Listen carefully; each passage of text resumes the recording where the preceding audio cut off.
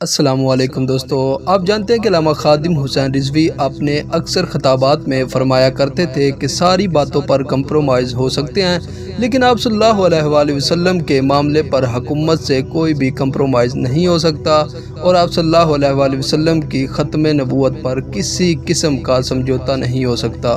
تو ان کے بیٹے بھی ان کے نقش قدم پر ہے۔ علامہ سعد حسین رضوی کو حکومت کی جانب سے بہت بڑی آفر آئی ہے۔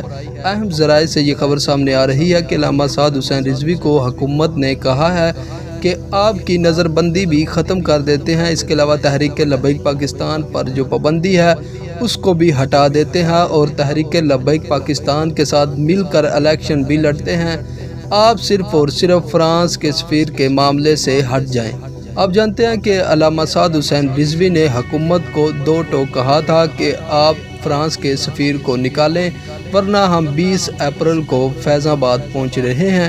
تو جی ناظرین، یہ تازہ ترین اپڈیٹ تھی۔ مزید اپڈیٹ کے لیے ہمارے اس چینل کو سبسکرائب ضرور کریں۔ اگر آپ کو ویڈیو اچھی لگی ہے تو ویڈیو کو لائک کریں اور کمنٹس باکس میں ہمیں ضرور بتائیں۔ اللہ حافظ۔